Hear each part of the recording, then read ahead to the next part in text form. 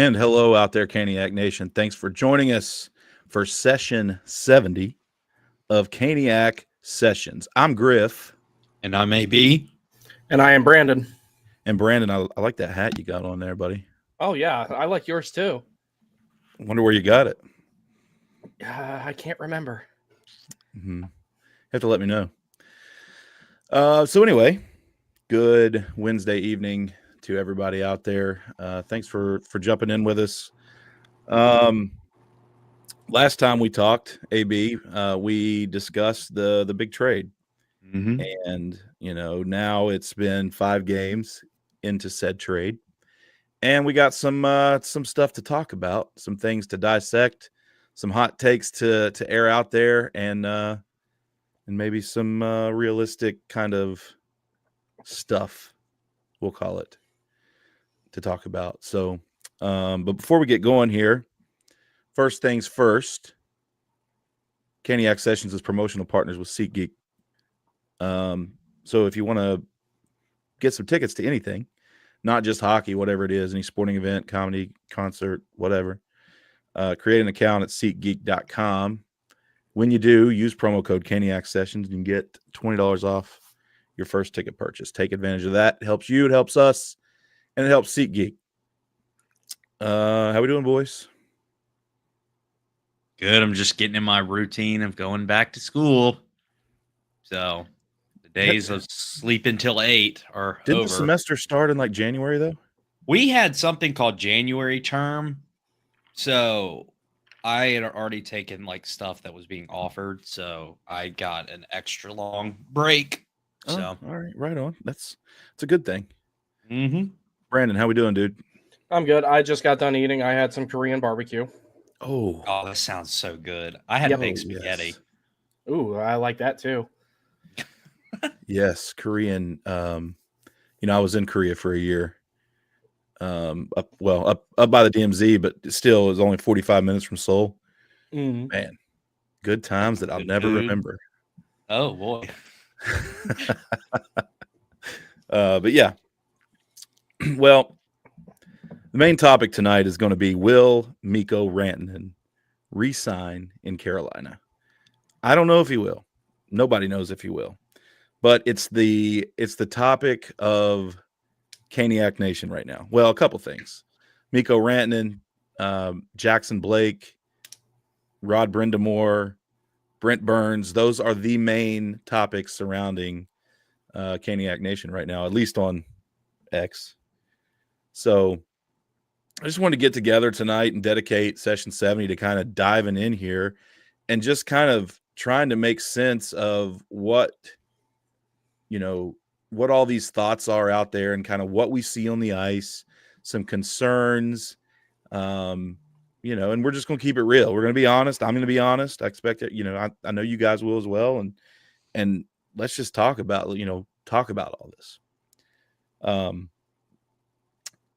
Kane's ex is very hostile these days, to say the least. Everybody's got their own opinion.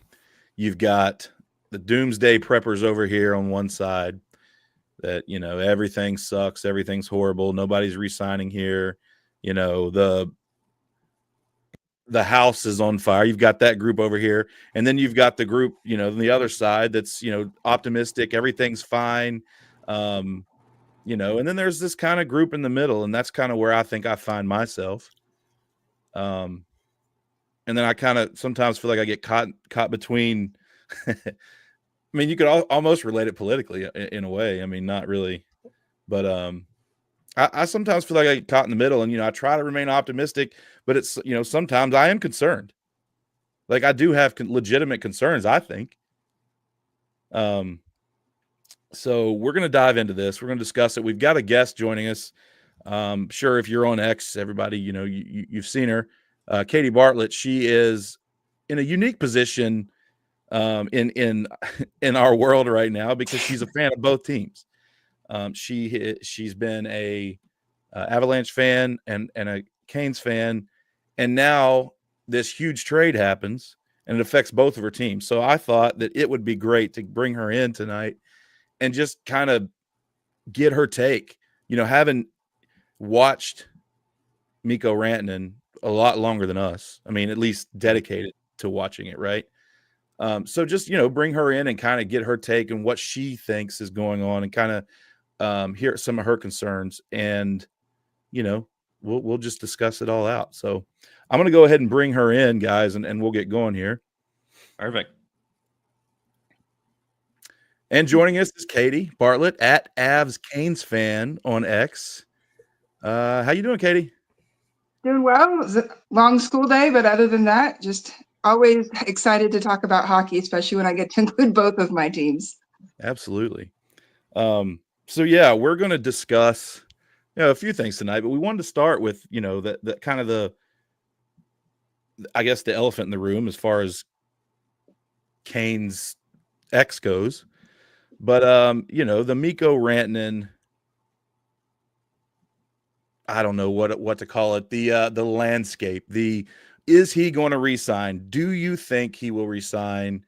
Or do you have some concerns that maybe a lot of kind of agreeing with the way a lot of people think? So I want to open up the floor to you and hear your thoughts, and then yeah, boys, we'll just go from there. I think the honest answer is probably it's a little premature to know for sure. But if I had to make a guess, I would err on the side of him probably re-signing with the Canes. The reason I say that is despite the slow start and that sort of thing, I think he and the team and the coaching staff are kind of just taking it easy to get to know each other. I'm hoping that they're easing things into the Four Nations break, and then when they come out of it, they'll start getting a little more serious about minutes and line mates and really making that push towards the playoffs. As many of y'all have seen when watching Rantanen, he is a very unique and special player because of his size and yet the skill of his hands. And so he was used to playing in an Avs system that isn't exactly like the Canes, but it's close enough that I think once he adapts, he will learn to feel more comfortable, and he'll like the situation in Raleigh. And I think there's a good chance that he'll re-sign because it gives him the opportunity to be the man, which he never got to be in Colorado. He wasn't even second string in Colorado. He was third string in Colorado. He was behind McKinnon and Makar as far as who the stars were. That's why he was the one that got traded. So this is his chance to really prove, hey, I have a team now. This is my team. I'm the superstar, and I can take this. I can be the difference. I can take this team to a Stanley Cup championship. Yeah, absolutely. That was going to be my kind of first question for you was, there's this narrative out there that, the system that Rod Brindamore implements with this team doesn't suit Mikko's game, right? Mm-hmm. There's this idea that, the puck retrieval system or the dump and chase or the forecheck or whatever you want to call it, right, doesn't really suit his game. Since you've watched Colorado for a long time, what are the main differences? I mean, not I don't need you to get down in detail, but as far as, does Colorado do more of offense off the rush compared to the Hurricanes, or, are some of Colorado's system comparable to Carolina's, and kind of how does he fit into this system? Do you think it suits him, or do you think it's something that he's going to have to learn? I think it can suit him. The top line, which of course Rantanen played the majority of his time up there with McKinnon, was very much built on puck possession, which is something that the Avs have in common with the Canes. But it was much more puck possession and transition and then get set up in the zone, not so much of the dump and chase and that sort of thing. And so I'm kind of hoping that at least as far as the top line is concerned, that they can find some sort of blend or hybrid version of that when they're in a good position to make a strong zone entry on the rush, that they are gifted the blessing, I guess, of the coaching staff to do so. But when the opportunity isn't clearly there, that they revert to the traditional get pucks deep, go in, forecheck strong, because Mikko is a big man, as we have seen, and he has no problem forechecking. He's very strong on the puck, and he would be fine doing that sort of thing. My biggest issue right now is that they have him playing left wing, and I know he's a left-handed shot, but he's played right wing almost exclusively, and I wonder if that's part of, perhaps the slow pace as well, because he really needs to be on that right wing. It's where his strength is. He likes to set up in that face-off dot over there and open up for the big shot, which for such a powerful shot, he can pinpoint that thing incredibly from that area, which in Colorado is affectionately known as Mikko's office. Yeah. Guys, you got any questions for Katie? Yeah, Katie. Obviously, with the trade that happened, you've obviously seen Mikko in Colorado, and now you're seeing him in a Canes uniform. What have you thought of his first couple of games with the Hurricanes so far? I've honestly thought his game overall has been great. The amount of chances and opportunities that line has created. I mean, Blake has just been a little ball of energy out there. As a lot of us have discussed on X, we probably would love to see him finish a few more of those opportunities. But once they start feeling each other out, they start clicking, not being so pass happy. I really, really like what they've created. I went on to Hockey Viz earlier today, and in Colorado this season, Mikko Rantanen had a individual expected goals rate of something like 0.7 per 60. And right now, just through these first few games with the Canes, is at 1.4 expected goals per 60. So the opportunities and the chances are there. It's just he's very much getting welcomed into the Canes, the traditional lots and lots of opportunities, but we need to start finding the finishing. Yeah. Wow. I didn't know that. That's encouraging, actually. Mm-hmm. Yeah. Very encouraging. Brandon, what do you got, bud? I'm in full agreement with you that he needs to be playing on the right wing as opposed to the left, because I've said that multiple times about Svechnikov as well, that I think he would be better off on that side. And a lot of those same principles, I believe, do also apply to Mikko Rantanen. So I'm in full agreement with you on that. I am also like-minded that he is going to stay in Carolina, and I have a multitude of reasons why, but I'll get to that when we're ready. Yeah. This trade was such, it was a shock to a lot of people, and it's kind of turned into, with this all happening with no extensions in place, and Carolina taking on a ton of risk as far as that contract and is concerned. I feel like it's kind of gone from fun to now I'm like stressing about it at every moment of every day. I mean, to be honest, like not really, but you know what I mean. It's and sometimes I have to kind of remind myself, like last night, the game was so frustrating. After it was over, I was so angry. And then I just had to say, you know what? You just got to enjoy it while it's in the, while we're in the moment. I mean, even if he's here next year or not, he's here now, and let's enjoy it. And I really, it's five. Let's remember it's only been 5 games, and again, I have to remind myself that of that a lot too. So, and to be honest, it's about the playoffs. This move was about the playoffs, and so, Katie, I'll give you, the floor. Any last thoughts? Anything you'd like to add before we let you go? Well, this whole trade has been real surreal for me, and it's been a lot of fun. I actually called for it back in July on my Twitter account, and it's because I saw the fit. I saw the fit both ways. I saw Mikko fitting very well into Carolina, and I saw Necas fitting very well into Colorado, and just figured this was a way where both teams could be win-win and benefit. And I'm still very optimistic as far as that's concerned.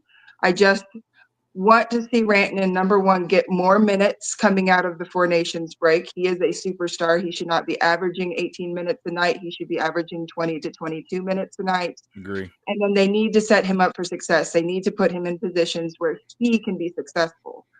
So, for example, right now they kind of have him playing low on the power play, and I just don't think you should be handicapping somebody who has such a skilled shot by putting him behind the net. Very hard to play behind the net.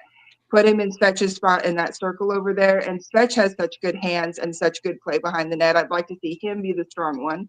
And of course, there's always the threat if he's behind the net, you leave him alone, he's going to lacrosse goal you into the highlight reel the next day. So there's some tinkering I would like to see where it's more about adjusting the system, not changing the system, but adjusting the system to Rantanen rather than really trying to square peg into round hole Rantanen into the Kane system.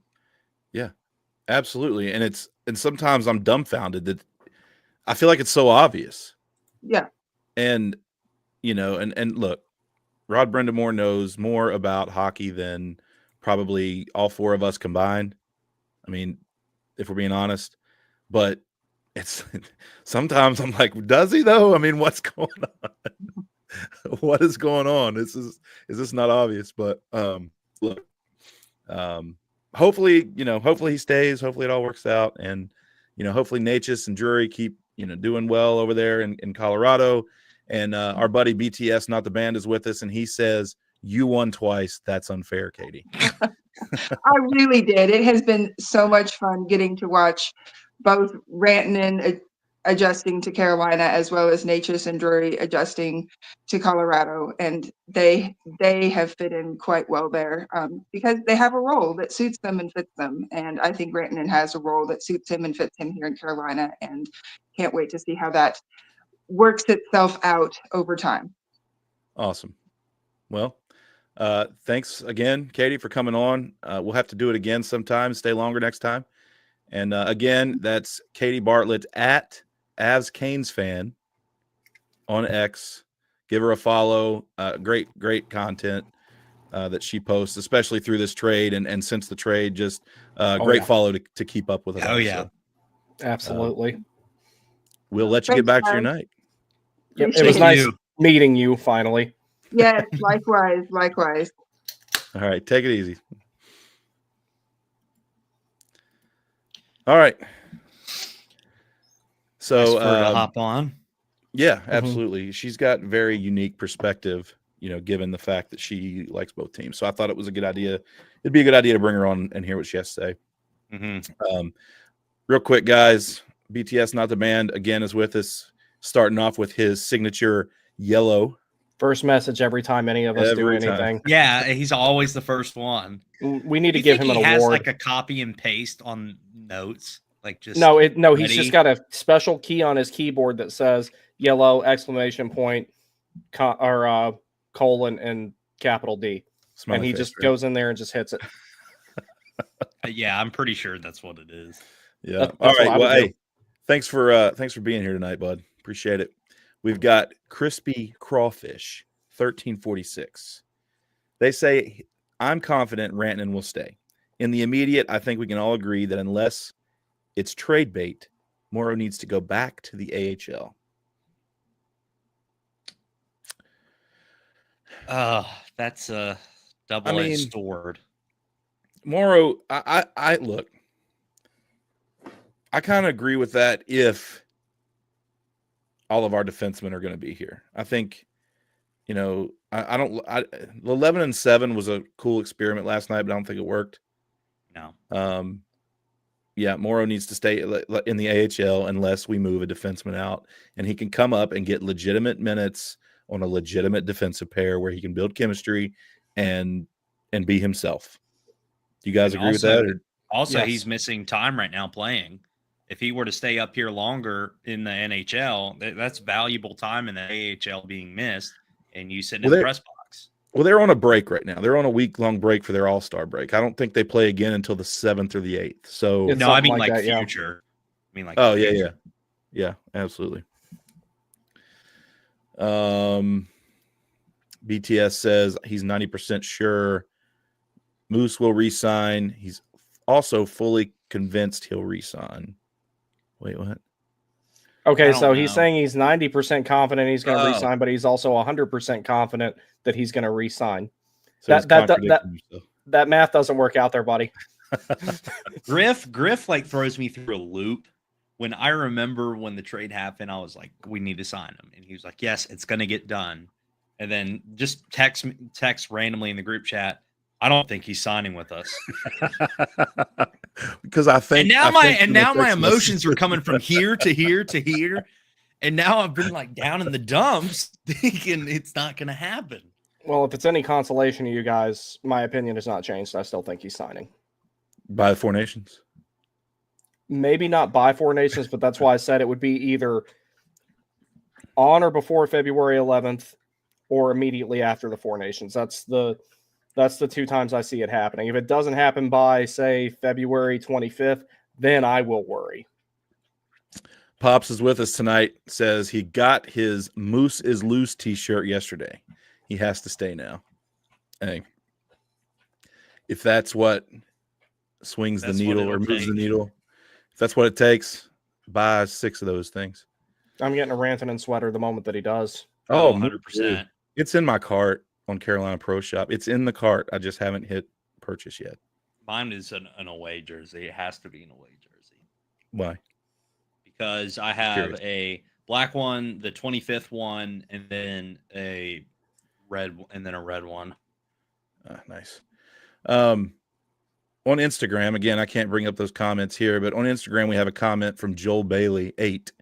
Says, what's y'all's take on the flu kind of taking a toll on the team these past couple of games?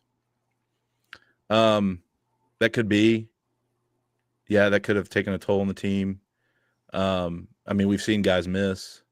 So obviously, it's going to throw off the line. When we played 11-7 twice, won one of those games. But I don't know. I guess it's taken a toll. You guys? Yeah, I mean, I'm just going to say that it's thrown me through the ringer, especially the home game when Rantanen and Hall were supposed to play, and then Hall's not playing, and then Stillman's in, and then Suzuki's in, and it's just thrown me through the ringer. But at practice today, Walt Ruff did say that everybody was on the ice. Mm-hmm. So that's a good sign. Knock on wood. I'd expect Morrow to go back to Chicago once they start playing again, and Yaska is fully healthy, and honestly, Tyson Jost is getting close as well. Yes, I think he's been in a non-contact sweater at practice, and I don't know. It was unclear if he made the trip or not. I don't think he went on the trip. I don't think he did. Maybe he didn't. I can't wait till that guy comes back. He was playing so good when he got hurt. I do like Tyson Yost. Me too. If it wasn't for him, the trade doesn't happen. Why? Because they wouldn't have been comfortable moving Drury out, probably. Oh, yeah. Yeah. I mean, well, yeah. Facts. All right. So I got some slides here that I want to bring up just to kind of put some things in perspective as far as money goes, and, some stats from when Rantanen was at Colorado versus these last 5 games. I'm just going to pull it up and kind of put a visual to the thoughts here.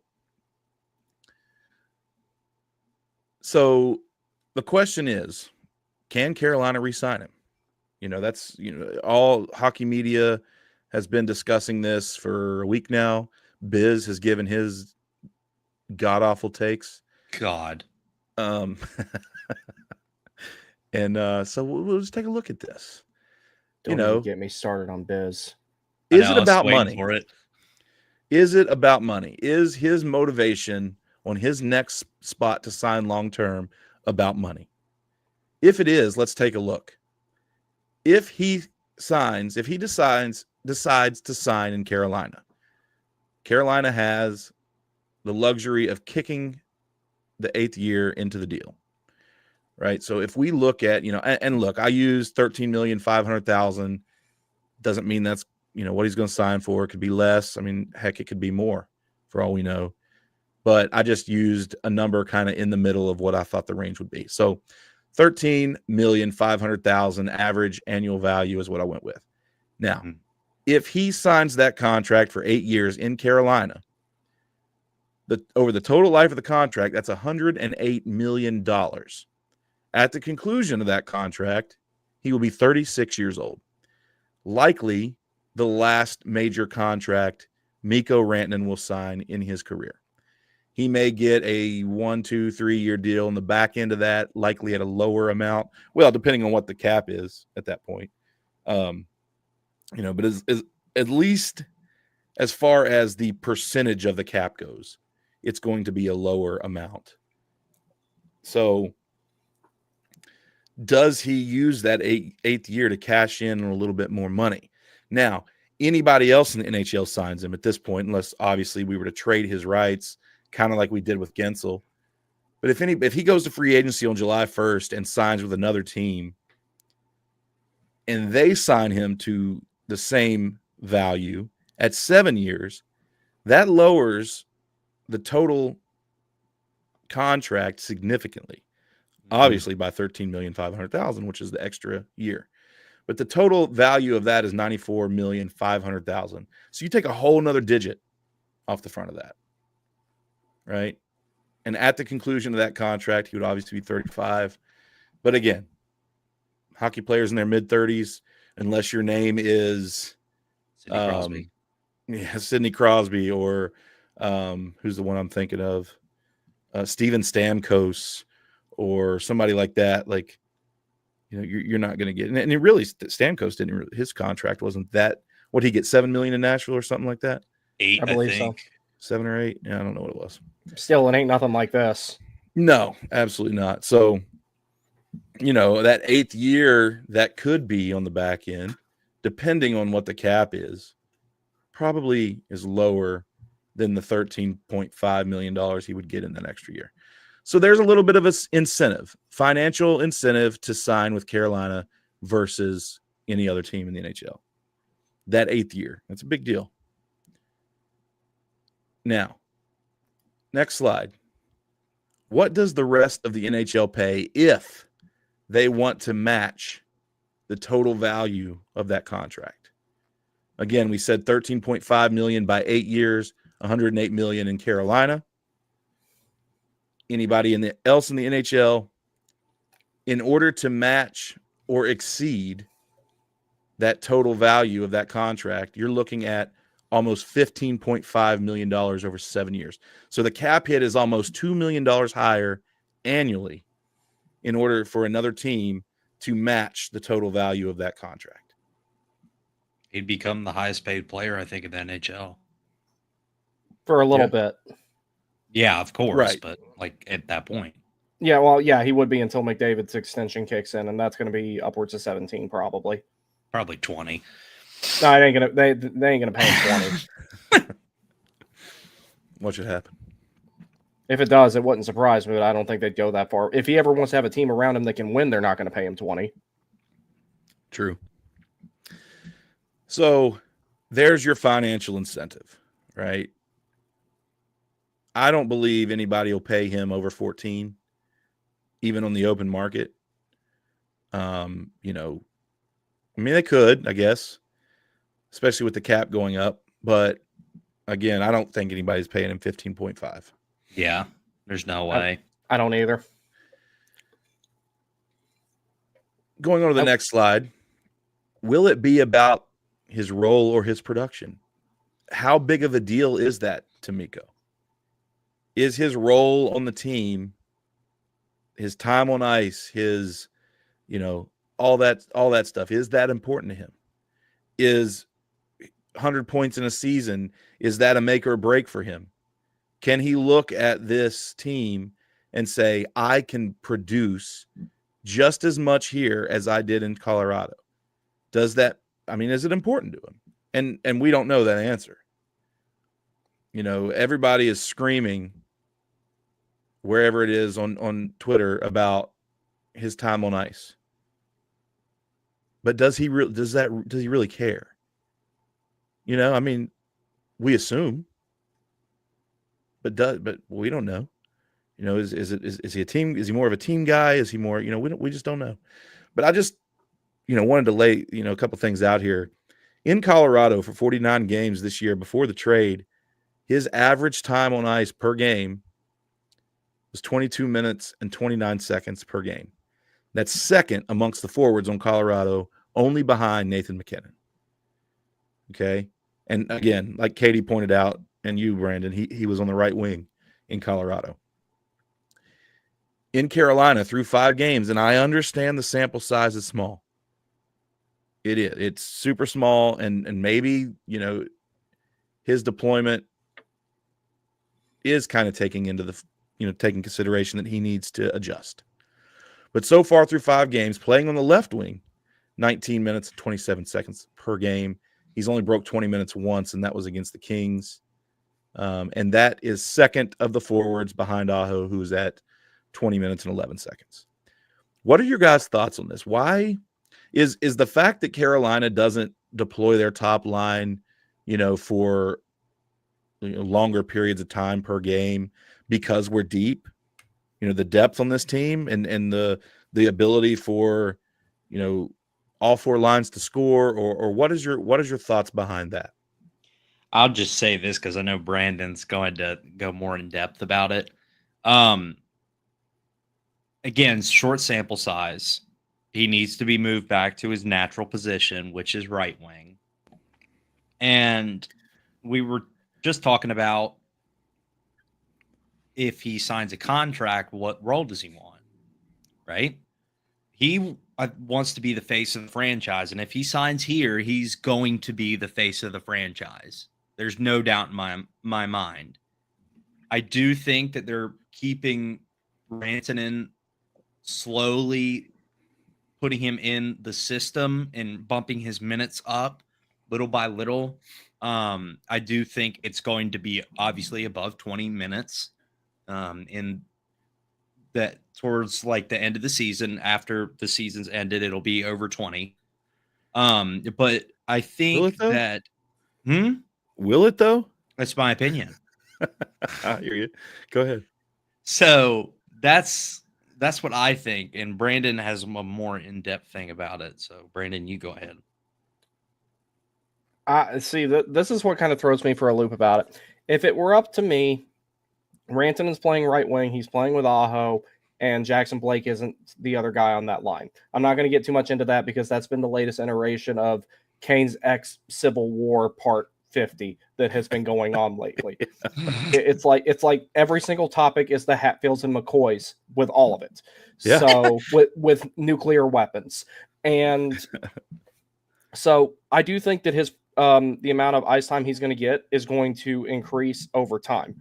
That being said, we can't wait too terribly long to do that, because if it is about his role, then that's going to start becoming a problem for him. I definitely understand why Rod goes for the even distribution of the lines. But you don't bring this guy in to continue to do that. You bring this guy in to be a game breaker, someone who changes everything for you. You take someone like him, you put him with Aho, you put him with Jarvis, you have a definitive top line, and then everything below that is secondary. That's who goes out there for as many offensive zone draws as he can. That's who's out there on power play 1 every time. Mikko Rantanen is. He needs to be able to fill that role, so I'm hoping his ice time is going to go up, but this is one of those times where it really needs to be top 6. There's no reason Carolina can't have a definitive top 6 now. That needs to be done. You don't bring this player in and not do that. And those guys need to be playing more. Now, if you're up 4-1 and there's 10 minutes left in the third period, sure, go ahead and nerf their minutes. You don't need them out there as much. And you're taking an unnecessary risk by having them there. But this guy definitely needs to play more. Now, right now, it's not a problem. If it comes to the latter part of February and he's not playing more, and we're still having some of the same issues that we're worried about now, then that warrants a completely different discussion. Yeah, and look, my argument is not, Jackson Blake has been fine on the first line. I would argue that he's been good. And again, we're not going to get too deep into that, but that's fine. If you want to have Jackson Blake on the top line, fine. But my issue is, if you look at the game in Winnipeg last night, Mikko Rantanen was number 4 of the forwards in time on ice, behind Aho, Jarvis, and Jackson Blake. Why on God's green earth And again, I don't care if it's Connor Bedard as a rookie. I don't care if it's Macklin Celebrini or Jackson Blake. He is a rookie on this team. Why on God's green earth is Jackson Blake playing more minutes than Mikko freaking Rantanen when you're down 3-0 or 2-0? You can't score. Yes, I understand Blake got the only goal that got taken off the board last night. However, that was set up by Rantanen's screen, 1. And 2, Rantanen gives you the higher chance of finding the back of the net. It just does. So that's what bothered me last night. Not the fact that he played what he played last night, 19 minutes and 43 seconds. Or no, I'm sorry. 18 minutes and 54 seconds last night in a game where you couldn't score. That's way too low. It is. And we went 11-7. So you're double shifting a forward at all times. Why? He should have been, if you want Aho to, if Aho's playing the top amount of minutes and Rantanen is second, fine. Like, I won't even argue about that. But even if Jarvis in a defensive heavy game, or you're killing a ton of penalties, okay, I get it. Jackson Blake doesn't kill penalties. Why does he have more ice time than Mikko Rantanen last night? That's what made me angry last night. I don't really have an answer. And isn't Svetch moved back to his right side? No. With Taylor Hall on the left? No, they were having Taylor Hall on the right last I saw. Yeah. Which I don't agree with. It's Svechnikov needs to be on the right. Both of those players need to be on the right. I'm talking about Rantanen and Svechnikov. Yeah, we will start scoring more if that happens. Yes, Blake has been fine. He's been fine. Mm-hmm. Yeah, but I would argue that he's been good. You do not have a player that is getting ready to get a huge payday, that is one of the top players in the league, playing 18 minutes. Like, that's ridiculous. Sebastian Aho probably plays like 20 a night, and that's deserved. So why isn't Rantanen getting the same thing? It doesn't make any sense. There's only 2 forwards on the team who should get more ice time than Rantanen. That's Aho and Jarvis. And the only reason that they ever should is because they're all situations players. Right. They kill penalties. Rantanen doesn't. That's the only reason that they should ever exceed him in minutes. If it's one of those nights where you're not having to kill a bunch of penalties and there's a lot of power play time, Rantanen should be leading the team in time on ice. So I'm hoping that, like what Katie was saying, is that they're just easing him into it and getting him to learn the system and everything like that, and that his minutes are going to increase over time. But I've already said my piece in regards to, like, some of my criticisms of how Rod deploys the players. But you have a player that gives you the ability to build a definitive top 6 now. KK's been playing better. Mm-hmm. It's totally okay to move Seth Jarvis back to being with Aho, who those two generate more chances shorthanded than a lot of lines can 5-on-5. And not deploying them together 5-on-5 with Mikko Rantanen, there's no excuse not to do it. You already know what you're getting with Aho and Jarvis, and Rantanen is not as much of a variable there as a lot of people would say that he is. That's something that needs to change. You need to have a definitive, scary top line and let it be. They will figure things out, but they need to let them play, let them get minutes.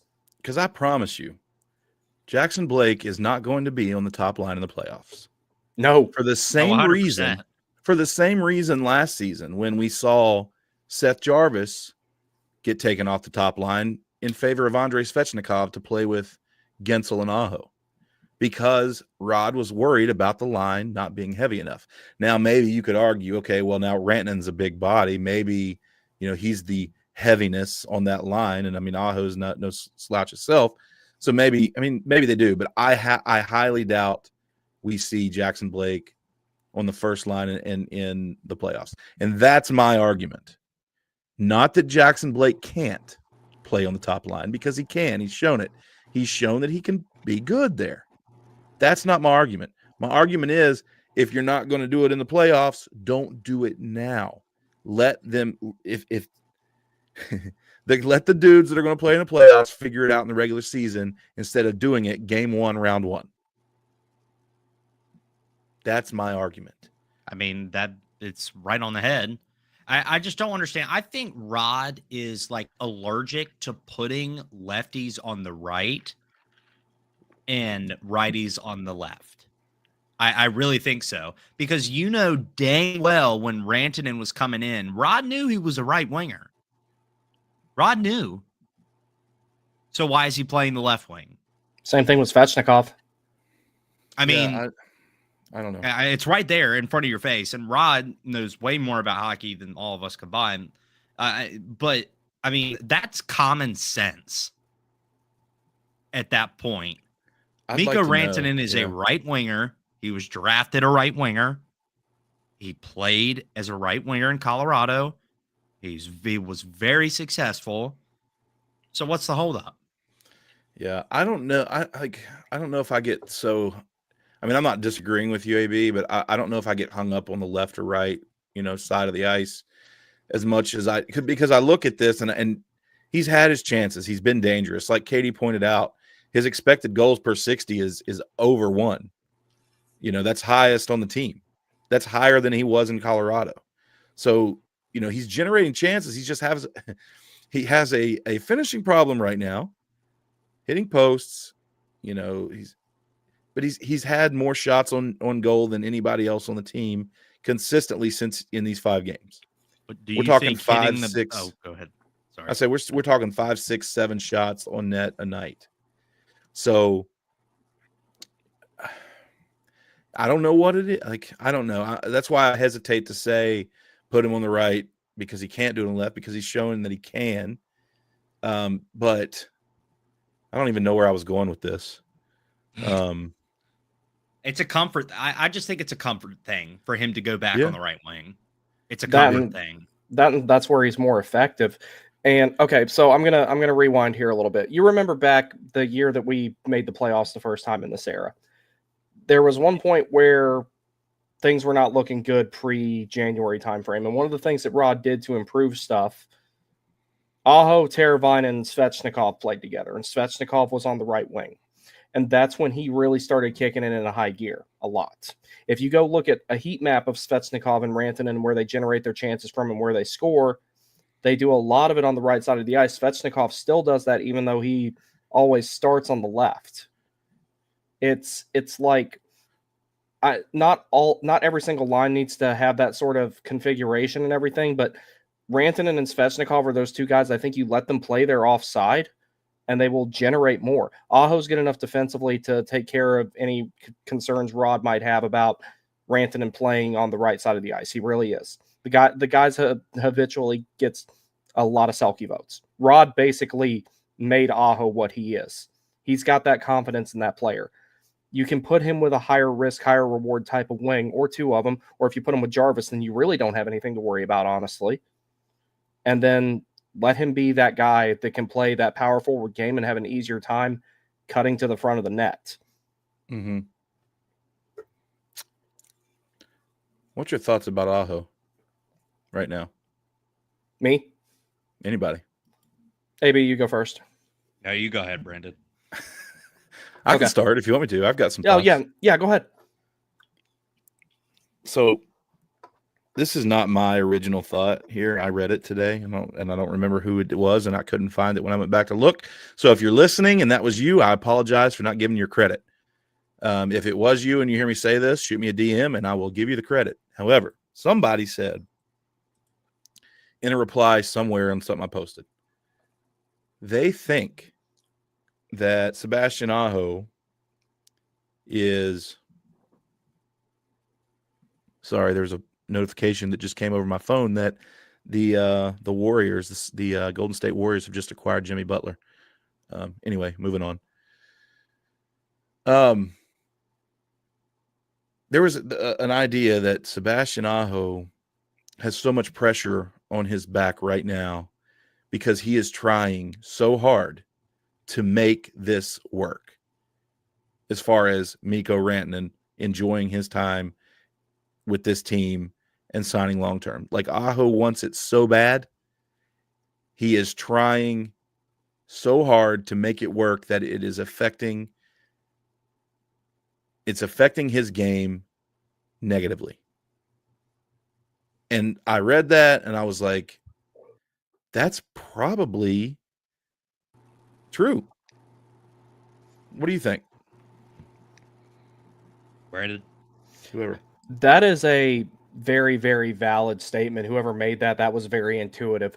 And I concur with that observation. Now, one of the reasons why I say that is it's like one of the things that I figure the organization did. One of the first people that probably knew about this trade before anybody else did was probably Aho. I guarantee you they sat him down and talked to him and said, hey, you know Mikko really well. And they gauged his interest of potentially staying somewhere like that long-term through him.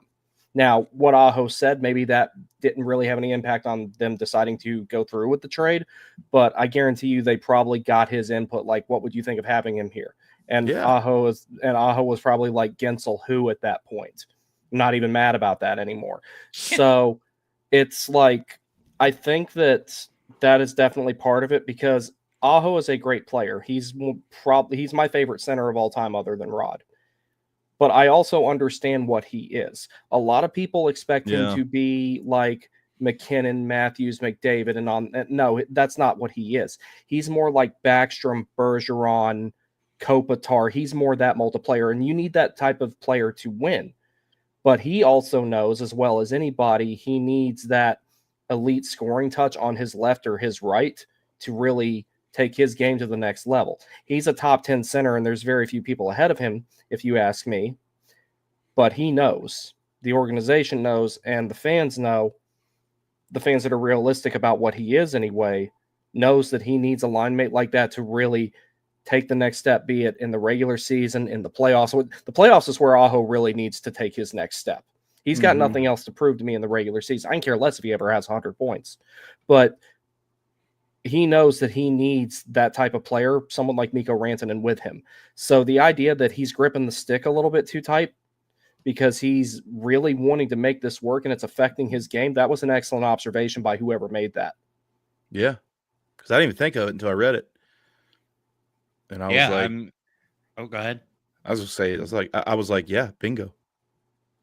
Yeah, then I mean, maybe that's Aho trying to push Mikko in saying, hey, you're the superstar, and him completely forgetting about his game, trying to set up Mikko Rantanen, to maybe help him stay a little bit, him getting the opportunities.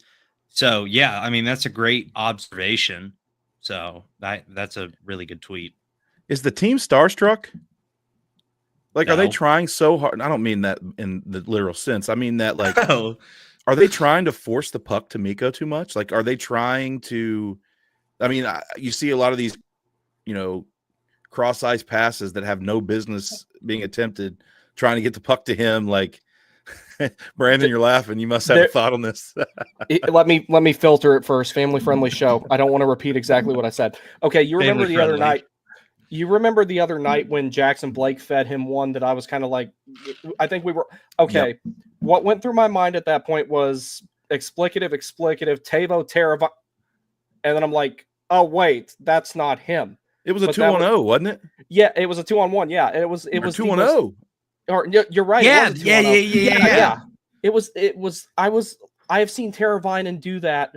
I don't know how many times. I remember I was at a game. And I'm surprised I didn't get thrown out. I was only sitting about 9-10 rows back from our benches. This was way before I met you guys. And he did something just like that. And I won't repeat exactly what Aho said, but I could see in plain English exactly what he said when he came back to the bench. He said, and you can probably imagine what the next word was. He just skated right over to Tavo and said that. And I was saying the same thing. And I was like, I have never seen somebody so hesitant to shoot the puck when they have a good square foot of net to maybe hit. Yeah, shoot the puck, bro. Yeah, and Aho's hesitating to shoot now too because I think he's trying to distribute to Rantanen a little bit too much. Yeah. So it's like that doesn't help anybody. Rantanen creates time and space because he's like a semi-truck going to the front of the net. Don't hesitate to shoot in those situations. If it doesn't go in, he'll go get it. He'll get the rebounds. He'll do the rest. But we brought a guy in to finish on a lot of these chances where we can't because the team is such focused on heavy volume shooting, let Mikko cook. Absolutely. Just shoot the puck and he'll do the rest. Yeah. A couple comments here. Brent McNeil. He says, if Carrier comes back, does he slide back with Stahl and Marty? If so, does Yes. Jarvie go with Aho and Rantanen? Yeah, Yep. I think that's a common. But would you put Jarvis on the left side or put him on the right? I'm good with Jarvis being on the left. I remember, so there was a game earlier this year. I don't know if it was this year or last year. Rod moved Jarvis to the left, and there's a lady on X that happens to be related to Jarvis who follows us. I think it's his aunt, but she commented on the she commented on Walt Ruff's like lineup, and she was like, "Wait, Jarvis on the left? Are you guys?" What I don't remember what she said. It was something to the effect of like, "Are you guys on the crack or something?" I was like, "Dang, she knows something that we don't." Anyway, I thought that was funny. Pops says he'd like to know his minutes for each game so far to see if. Oh, I think that's supposed to be Rod. Oops, Rod, yeah. Has somebody been drinking? Is easing him in. So here, I'm glad you asked, Pops. I got that right here. So against the Islanders, he played 18 minutes, 55 seconds. Then against the Rangers, he played 21 minutes and 4 seconds. That's perfect. No, wait, hold on. Wait, I'm going backwards here. No, against the Islanders, it was 18 minutes and 54 seconds. Let me just make sure I'm right here. I don't have it backwards. You got it. Give me 2 seconds here to pull up this box score. Against the Islanders, he was at 18:54. So, yeah. So, against the Islanders, it was 18 minutes, 54 seconds. Then the next game against the Rangers, that 4-0 shutout, it was 18 minutes, 42 seconds. Then the next game was, I believe, Chicago, right? Chicago at home was 19 minutes and 43 seconds. Then against LA, the Kings, it was 21 minutes and 4 seconds. That's perfect. Yeah. And then last night against the Jets, 18 minutes and 55 seconds. That's Man, ridiculous. That's the one that makes me really mad. So 3 of the 5 games have been 1854, 1842, and 1855. So, and then you've got 2 games, 1943 and 2104. So I think, and the game that he played 21 minutes in, that was the Kings, right? Yeah. We didn't go 11-7 that. No, we were shorthanded that night. We went 11-6. Yeah, you're right. Or was that against Chicago? Maybe that was against Chicago. No, that was against the I can't Kings. remember. I think. Yaska played against the Kings. Okay. So I think it was anyway. But yeah, so you can tell that 18, high 18s, low 19s is kind of where that's kind of the median. Probably mid 19 if you take that 21 into account. But yeah, Brent McNeil says we went 11-6 against the Kings. Yeah, that's right. I thought so. Okay. And that was the night he played 21 minutes and 4 seconds. So yeah. It's got to be, in my opinion, it's got to be in the 21-22 mark. I think like AB said, I think that 2104 is perfect. Yeah, yes. Perfect. Because I mean, a fall off from 22 to 19 may not sound like much, but that's actually a lot. Mm-hmm. That is Like 3 shifts. Yeah, and 3 very important shifts, probably at that. It was 11-6 Kings. Yeah, I brought that up. Did you not see me bring that comment up just a minute ago? Oh, Wake up, AB. Sorry. You're good, man. I'm just kidding. Pop says, this might sound nuts, but I think this team really meshes in the last third of the season, just in time for the playoffs. I hope so. Last year they did. 2 years ago they didn't. If you remember 2 years ago, we were like dragging it across the finish line. Yeah, and then we got that same result in the playoffs too, because that was when the Rangers obliterated us in Game 7. Yeah. It's never good to go limping into the playoffs. That was fun. Was it? No? 2 seasons ago, we beat Oh, the 2 seasons Devils ago. in the second round and played the Panthers in the Eastern Conference Final. And got Yeah, swept. when we got spanked. That Yeah. season, we drug it across the finish line.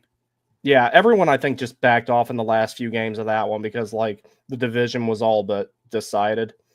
That's what I thought. Last year, we almost won the President's Trophy in the last third of the season. Remember that? Yeah.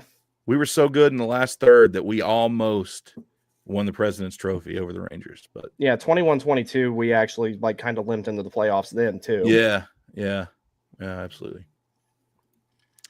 And then Pop says, does Moose have all the equipment he's comfortable with yet? I read somewhere that he and Hall were having trouble getting their gloves and skates they prefer. Yeah, it takes time. Let me take I that saw one, that. actually. Go for it. Okay, so when it comes to their skates, they just take their skates with them that they had from the previous team. Same thing goes for shoulders, elbow pads. A lot of times they'll bring their pants or their girdle with them. Like, don't be surprised if, like, you know, a lot of times they don't want to like give up the pants or the girdle that they had from the previous team. They'll bring those, and the other team the receiving team will just provide them with a pants shell till they get what they want. Moose has already got the helmet that he prefers now. The first game he was wearing a CCM Tax 910, which is not his preferred one. He's back in the CCM V08, which I actually like was looking for one of those online to buy for him to be like, hey, please stay, because they don't make those helmets anymore. Yeah, I was like, here's my version of the little kid offering the piggy bank, but it's like they don't make that helmet anymore, and the only way you can get it is pro stock. He's got that, but he's not back in his normal gloves yet. He used to wear CCM HG12s when he was in Colorado, and now he's wearing the Jet Speed FTS gloves or whatever they're called now. The pro stock designation form is different, but yeah, the skates, no, they bring their skates with them. Like that's the most important piece of equipment. Corey Lavalette put out a piece that I read this morning, actually, when I was supposed to be working at my desk. If anybody from work's watching, I'm just kidding. Yeah, he's joking. But no, Corey Lavalette wrote a piece where he was actually talking about Taylor Hall and Mikko Rantanen and their gear and kind of how they've, been waiting. So there's an issue, right? So the gloves are made in China. And China celebrates Lunar New Year, and I think they don't work for like 2 weeks or something. And so until all the Chinese go back to work after their Lunar New Year, they won't be shipped. So they're kind of in limbo right now. If you haven't, I was going to say, just go check out that Corey Lavalette at Corey Lav on X. He posted that this morning. I'm surprised they didn't have a couple of pairs of HG12s laying around, though, because normally, like, they keep everything you can imagine stocked on the teams. That's why they have those big sales to get rid of a lot of that gear, is because of how much of it they keep around.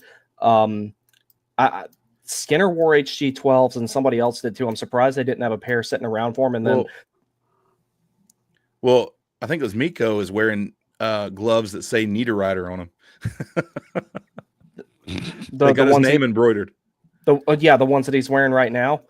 Yeah, that's funny though, because Nino, when he was playing for us, he always wore Bauer Supreme 1S gloves, and Mikko's wearing the CCM Jet Speed. So I guess that Nino tried something else out while he was here at practice or something. But yeah, that's the thing with the hockey gear world, is like, I've been involved in that, if you can't tell. That's a very Lord. Yeah, that's a very weird world. Like all my gloves and everything that I get done, there's a guy in Roanoke actually that I know there. He's the goaltending coach for the Rail Yard Dogs, which is actually partly owned by Brock McGinn and his brothers. He actually was the one who did my gloves for me. So there's a lot of times where people will send him 3 and 4 pairs of gloves, and he'll like take them apart and put them back together to put them in the right team colors. That's what he did for mine. So nice. If Mikko rolls out in a pair of HG12s, that's the done deal. He's signing. Like, I'm dead serious. That's how hockey players are about their gear, dude. It's like a lot of us are like, you mess with anything in my gear, I'm gonna know. Yeah. Yeah. Well, clearly we'll see. Brent McNeil says again, he says wearing Nature's gloves and Svetch. Oh, so maybe Mikko's wearing, maybe he's wearing one Nature's glove and one Svetch glove, and then maybe it's Taylor Hall that's wearing the Niederreiter glove. Anyway, either way, it's in the article. Okay, I actually got to check that out because I'm Then he curious said- about that. He said there was a pick on X with one Nature's Glove and one Svetch. Yeah, I got that. I might have got that backwards, but So either way, Brandon, you think if you see him wear the gloves, he's signing? Yes, I'm dead serious about that in a way. Like in a way that's kind of a joke, but also at the same time, it's kind of like they don't, like I said, HG12s are pro stock only now. You're not going to find them. Those gloves aren't made in retail anymore. So it's like if they bother to get him that pair, then I'm just surprised I didn't have a pair on hand for him. Because like I said, those guys, they keep everything around, and what they don't have, they know someone who does have it. yeah. So Katie says, thanks again for having me on. It was great to quote unquote meet y'all. Final observation, Mikko is elite when other teams pull their goalies. He can go bar down from deep in his own zone. That's pretty freaking elite, AB, wouldn't you say? I think so. Yeah. Katie, thanks for coming on. We'll have to do it again for sure. Mhm. A couple more comments here. Chance says trade Sean Walker now. I No, don't agree with that, dude. No, Come and then bro, he you won't says say that. What? No, Walker gone by the deadline. he's been Why? Why? What? Oh, Why? you're saying Like, why? why? I Yeah. don't know. Maybe that's just his version of me and hating on Shea. Because people think Shay's that I would. awful. People think I legitimately hate Brady Shea, and I don't. And I just ran with it because of how funny it is. It is funny. Ghost is still better than him, though. I enjoy it. It is true. No, I wouldn't trade Sean. I like Sean Walker. Yeah. he's No, very his good. contract's too good too. No, Oh, unless you're yeah. like bringing something big in and you have to move him out to make it work, i.e., a second line center. No, he's been great. I agree. Mhm. All right, so we're almost done here tonight, boys. But one more thing. Just a second. Excuse me. I had to clear my throat there. But one more thing I kind of wanted to exit on here. And I think, well, before we do that, I just kind of want to put a bow on this will Mikko sign stuff. It's easy to put yourself in his shoes and try to think like he's thinking, or at least you believe that you are. We all want this to work out so bad. Hurricanes fans have been waiting for times like this. And it's here, and we want it to work so bad that we make every excuse in the world why it's not going to. And I'm guilty. I am. Very. But hey, and real quick, side note, some of y'all that keep coming after me on X, calling me names and this and that and the other, I'm telling, look, never mind. Oh, I've seen it. Let me back up. Anyway, if you want to engage with me on X, like let's talk hockey. Next person that calls me an idiot, better not see you in the arena. Anyway, just kidding. Kind of, not really. Yeah, But, I was about to say. It's like that's not true. So anyway, yeah, we want this to work out so bad that it's like, you know, we just think of every reason it's not going to. Like we alluded to earlier, maybe he's not even worried about his time on ice right now. Maybe he's worried about fitting into the group. Maybe he's worrying about, you know, earning Rod's trust. You know, that may be something that we're not even looking at. You know, Rod is big. Rod's a trust guy. Like, he's got to trust you to give you those minutes. And, you know, maybe Rod's the kind of guy where he just doesn't throw trust around. Maybe you could be the most trustworthy person in the entire world. But until you show Rod that you are that person, you know, maybe you have to earn it with him. That's a good point. So, you know, and maybe that conversation has happened. You know, there could be this whole big understanding and this whole big plan, you know, amongst the coaching staff and these new players. And Taylor Hall goes right into that category as well. You know, you've got to earn his trust. And, you know, so it's easy for us to look from the outside and just assume that we know what's going on when in reality we just don't. So I think if it's a good idea, and look, I need to take my own advice here. Let's just sit back and enjoy it. We have Mikko Rantanen playing on our team.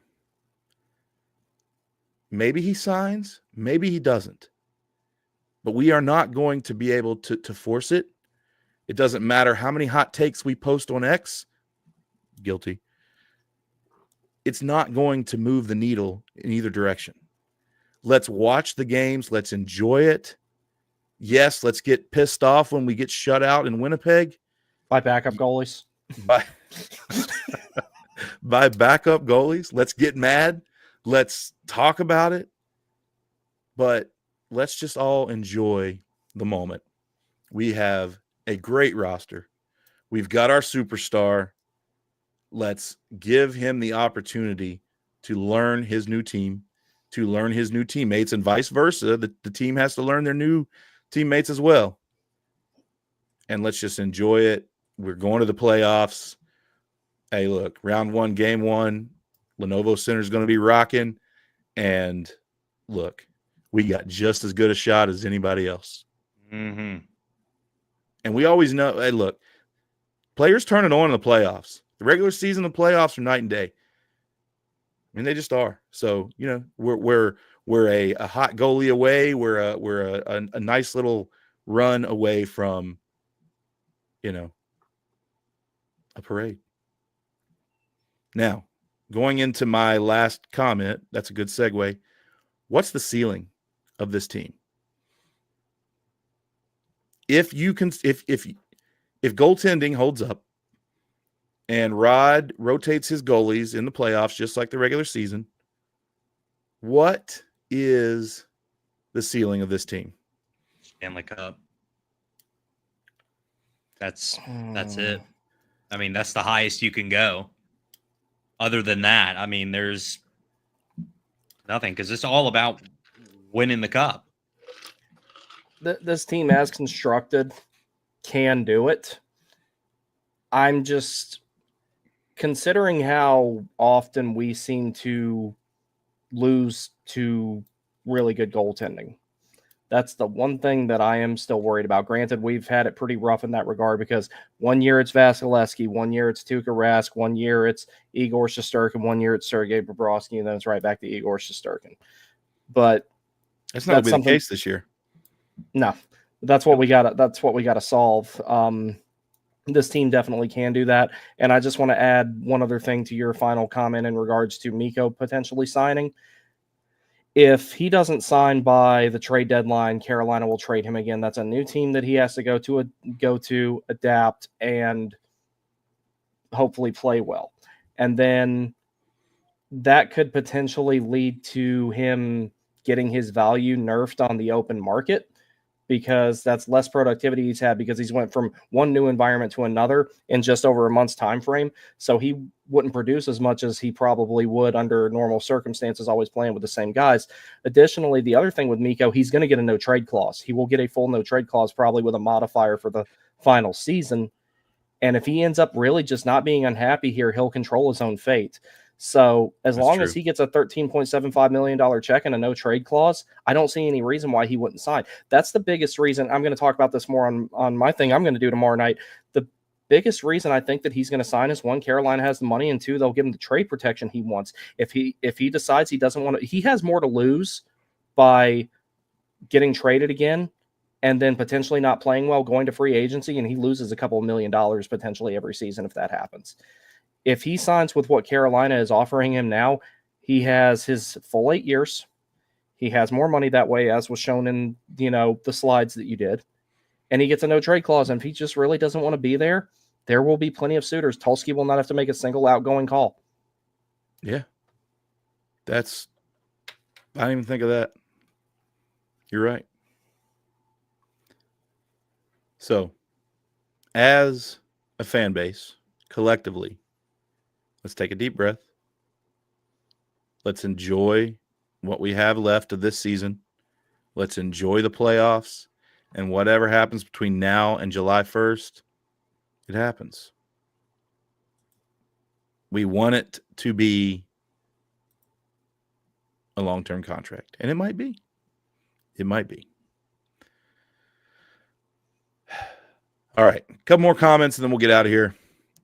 Over on Instagram, we've got Belina0702. They say, feel like Rantanen is trying to wrap his head around that he's not on the Avs. I feel like it's affecting him mentally. That's why the numbers aren't there, even though he's been phenomenal. Could be. I know. Yeah, it was an initial shock. He said it was. You could see it in his face. Mm-hmm. The dude, bro, was shook for a good 72 hours. I mean, yeah. Imagine being in Boston and be like, hey, you got to go to New York. Join the Canes. Can't go back to your apartment or your house or whatever for a while. Mm-hmm. Belina0702 says, Tulsky said last Monday on Jeff Merrick's show that he ultimately needs to know him in order to come up with a pitch to him. This is going to take time. Yeah, I listened to that interview as well. Mm-hmm. That's good. Yeah. We'll see what happens. I think a couple more comments here from X. Brent McNeil again says, solid point, sir. Not sure what point. Maybe he's talking about just the little summary I had there. And then Brent says, making backups into Vezina caliber all season. Man, that's just true. a Canes thing, man. It really is. That's just a franchise thing that'll never end. That's why it's like when I saw Comrie was in net, and that's why I said in the group chat, I'm like, yeah, we're getting shut out tonight. Yeah. I just knew it was coming. All right. Well, hey, good talk, boys. Appreciate Absolutely. it. Had a good time. Brandon, I will give you the floor for any last thoughts before we let AB take us out of here. Nope, I am good. Do you mind if I do some shameless self-promotion real quick? Yeah, go for it. Okay. So I know those of y'all that follow me are wondering what's taking me so long to get the big presentation I was going to do about the trade done, where I did the contract estimate and everything like that. What I am planning on doing tomorrow night, I'm going to do a special 2-hour stream, or a 2-hour stream. The first hour is going to be talking about the trade in detail, and then the normal landfall hour stuff that will go up to puck drop. So that way you don't have to listen to people at ESPN talk any longer than you have to. So my pregame show will overlap, so you don't have to listen to Messier, Subban, and of course you two, if you would like to be there, are more than welcome. But I just wanted to put that out there. There are alternatives to listening to Mark Messier and PK Subban and Steve Levy before the game. I'm offering one. I may not be the best, but I'm better than them. Agree. All right, AB, any last thoughts before you take us out? Let's sit back, enjoy the ride of this season. Right on. Right on.